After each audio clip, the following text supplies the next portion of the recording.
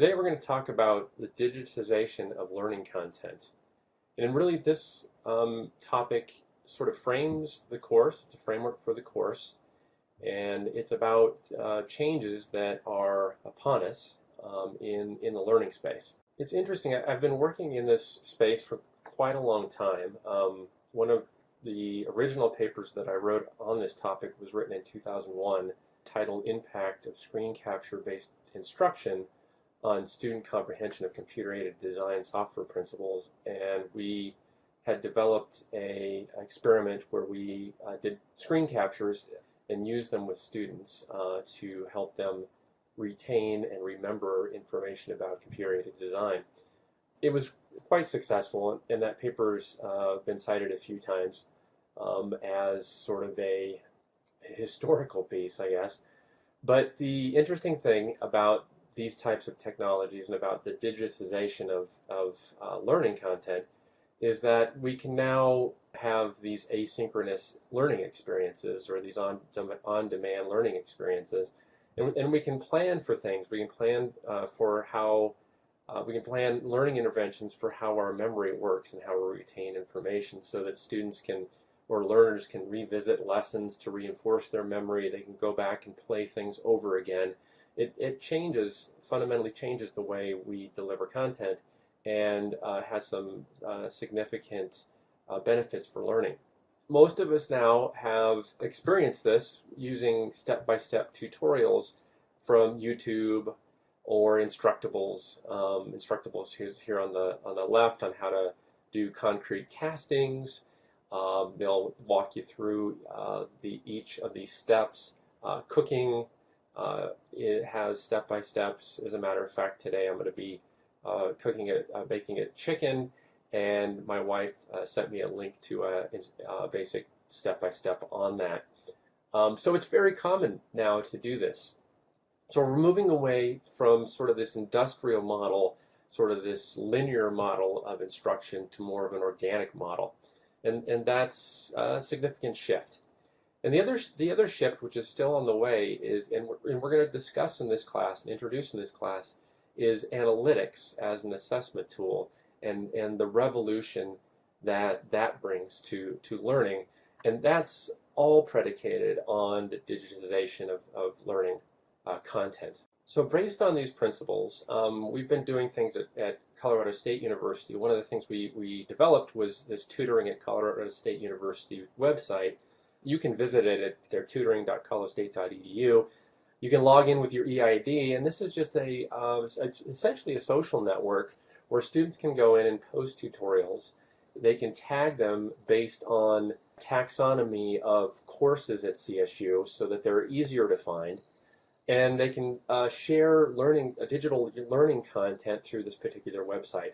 They can also go and find campus tutoring, private tutoring, and basically this just leverages this concept of distribution and utilization of digital learning content to expand learning within a more traditional academic setting like CSU. So whenever we talk about digital content, we have to talk about the significant change and exponential change in the amount of information that we have to contend with.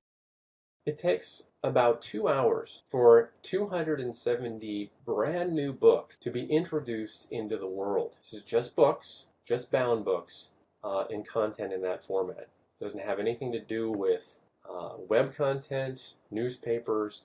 These are just brand new bound books.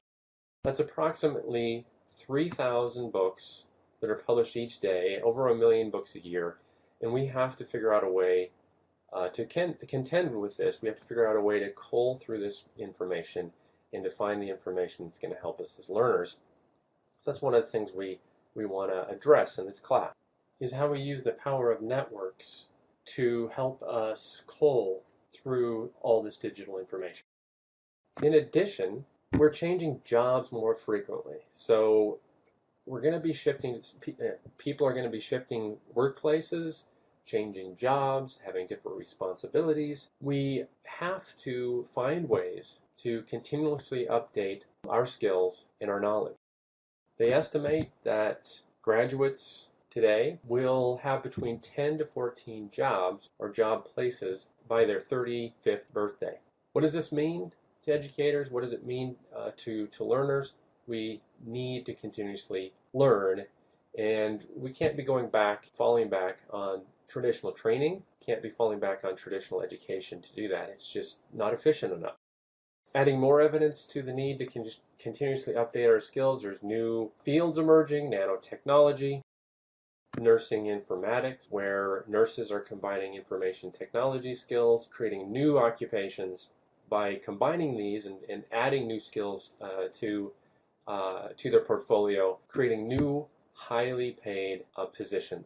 In addition, I like to talk about this particular digital space, which is and actually occupational space, which is Second Life. Some of you may be familiar with Second Life. It's a digital environment where you can get an avatar, can develop that avatar. You can buy islands. You can develop islands into different living places, business places that different corporations have storefronts, for example, within Second Life. People actually make a living in Second Life because there's an entire economy.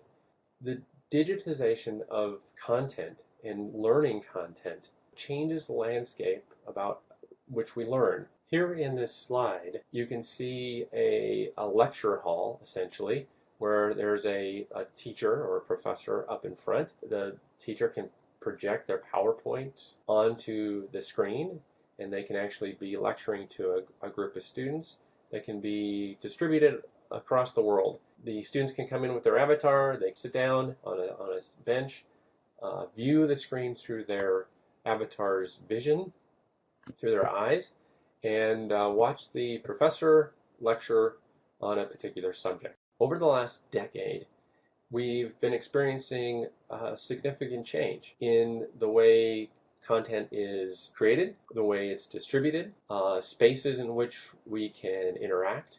So these are interesting times, and we need to rethink how we structure teaching and learning. So the traditional approach to teaching and learning is similar to what you see here on the left, where you have what I call the big A standing at the front of the lecture hall, discussing a topic, and everybody else is not interacting or interacting very little. And then you move to more of a networked approach to learning, where everybody is equal, even the instructor in that space, and they're sharing content through that network. Anyone can now publish information on the web. We all know this. It requires less skill through Web 2.0 technologies, such as blogs, wikis, these types of things. We can publish. And this is changing all sorts of professions. We've seen what has happened to news organizations. It's significantly changed the way news is reported. So the web is increasingly less about places and static content. It is more about action. And it's well suited for this concept of social learning and distributed learning or networked learning or connectivism, which is a theory we'll talk about in a subsequent lecture. So part of this class is about publishing and connecting to learn. Part of this class is about creating a network amongst the learners in the class in order to share information, distribute digital content and information about learning and training in a digital space using principles of technology-enhanced learning. So we're going to look at theory related to that. Connectivism is one theory that we'll take a look at. And we'll think about how digital content reshapes the learning space. The way we're going to do that is we're going to use a blog and get started on creating that network. I have found in my teaching over the course of time, students are less tolerant of this concept of the big A, the lecturer, the all-knowing lecturer, standing up and talking. They become more frustrated. They want this more networked approach to learning. They know that the content is out there in digital form. They know that they can learn that way, and they're really looking for a reconfiguration of the learning space. So this is part of what this class is about, is how do we enhance learning through technology. Next, what I'd like you to do is to watch a TED Talk. It's Sir Ken Robinson's TED Talk. What I'd like you to do is just watch it through the whole way. Think about what he's discussing in relation to human potential, and then reflect on what we've talked about today, where digital content can be utilized to sort of get away from the traditional model of education and move towards a more networked approach or organic approach to education. So what I'd like you to do is just watch the video, reflect on it, and then what I'll do is I'll open up a discussion prompt where you can go in and start having a discussion about this particular video and the content that I presented here today.